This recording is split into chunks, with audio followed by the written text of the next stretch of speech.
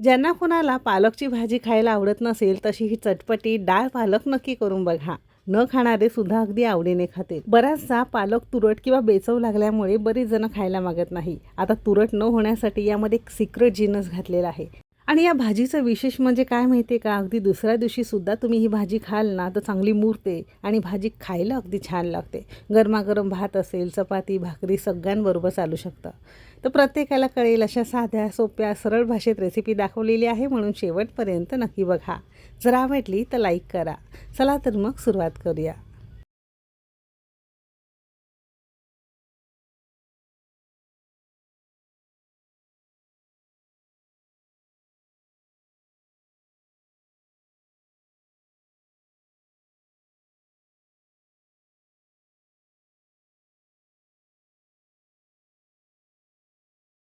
आता डाळ पालक झटपट होण्यासाठी शक्यतो कुकरमध्ये करायचं आहे. म्हणजे अगदी 2 ते 3 शिट्यांमध्ये भाजी तुमची तयार होते. त्यासाठी कुकर घेतलाय. घरातल्या एखाद्या कोणत्याही वाटीने इथे आपण अर्धी वाटी किंवा 100 ग्राम प्रमाणात तुरीची डाळ घेतलेली आहे.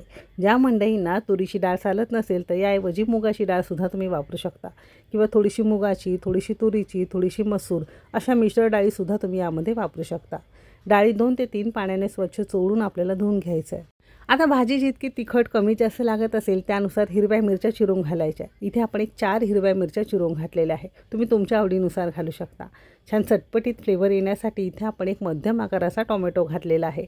टोमॅटो न घालता सुद्धा भाजी तयार होते. अगदी पाव चमचा यामध्ये आपण हिंग घेतलेला आहे. शिजतानाच घातलं की भाजी पचायला हलकी जाते. आता इथे आपण एक मध्यम आकाराची एकदम हिरवीगार ताजी टवटवीत देठांसहित पालक अशी आपण चिरून घेतली आहे. आता कपाने जर मोजाल तर साधारणतः एक 4 कप. जर 4 वाट्या तुमचा पालक असेल तर त्याला अर्धी वाटी तुम्हाला डाळ घ्यायचं आहे. असं याचं योग्य प्रमाण आहे. सुरुवातीलाच पालक बाजारातून आणल्यावर थोड्याशा मिठाच्या पाण्यामध्ये भिजत घातलेली होती. नंतर थोडी देठांसहित आपण खोडून नंतर चिरून घेतलेली होती. आता फक्त भाजी बुडेल इतपतच साधारणतः एक 3 कप आपण यामध्ये साधं पाणी घातलं. झाकण लावलेलं आहे आणि कुकरच्या फक्त 3 शिट्या काढून घेणार आहोत. आता तुमच्या कुकरला डाळ पालक शिजायला जशा शिट्या लागतात त्यानुसार तुम्ही तुमच्या अंदाजे घेऊ शकता.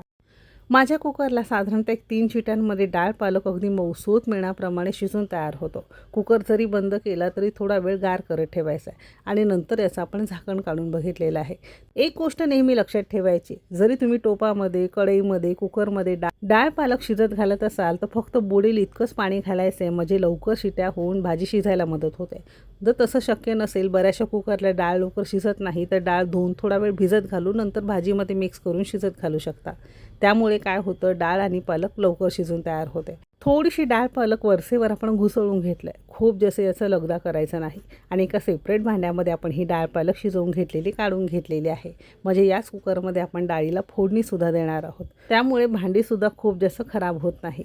आता सुरुवातीला कुकर गरम करून घेतला. त्यामध्ये अर्धी पळी आपण तेल घेतलेलं आहे. तेल तुम्ही तुमच्या आवश्यकतेनुसार कमी अधिक करू शकता, पण तेल या भाजीला खूप जास्त वापरायचं नाही. हलकंसं तेल गरम झालं की अर्धा चमचा मोहरी घातलेली आहे. मोहरी चांगली फुलली की नंतरच बाकी जिन्नस घालणार आहोत, नाहीतर खाताना थोडीशी कचकच लागते. मोहरी छान फुलली की 8 ते 10 लसणाच्या ठेचलेल्या पाकळ्या घातलेल्या आहेत. एक तर चिरून घ्या किंवा असं हे ठेचून घ्या. ताजा लसूण घातल्यामुळे भाजीला चव अगदी छान येते. 8-10 कढीपत्त्याची ताजी पानं घातलेली आहे. सगळ्या शेवटी अर्धा चमचा साधं जिरं घेतलं. आता ही सगळी फोडणी ना अगदी मंद आचेवर लसूण थोडासा गोल्डन, थोडासा क्रिस्पी रंग बदलेपर्यंत आपण याला परतून घेणार आहोत. गॅस खूप जास्त मोठा करायचा नाही, नाही तर फोडणी पटकन करपते. जर फोडणी करपली की भाजीला चवसुद्धा थोडीशी करपट येणार.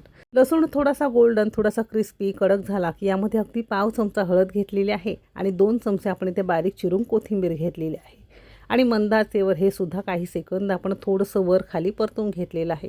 अशी ही मस्त खमंग फोडणी आपली तयार झाली आहे, अगदी बेसिक आणि साधी जिन्नस घालून.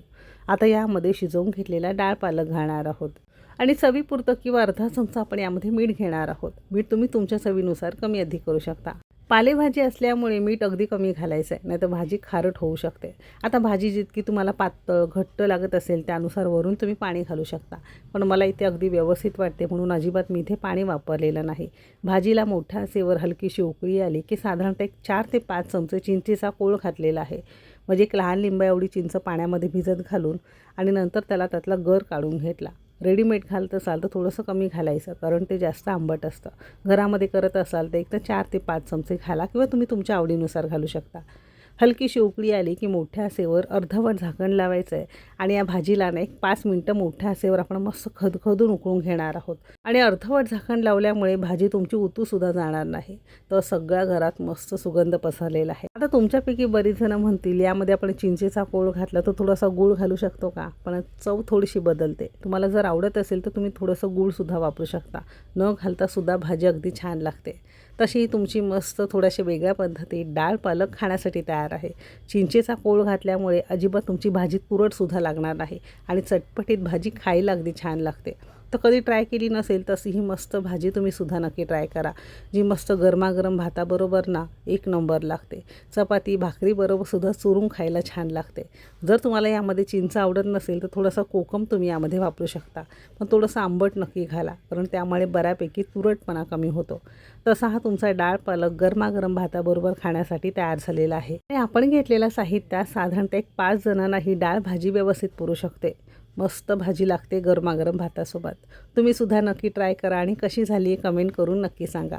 रेसिपी आवडली असेल तर लाईक करा, चॅनेलवर नवीन असाल सबस्क्राईब करा आणि आपल्या रेसिपीज तुम्ही कुठून बघताय ते सुद्धा कमेंट करून नक्की सांगा. इथपर्यंत रेसिपी बघितल्याबद्दल सगळ्यांचे मनापासून आभार. चला तर मग भेटू एक मस्त आणि जबरदस्त रेसिपीसोबत. तोपर्यंत मस्त खा आणि स्वस्त राहा.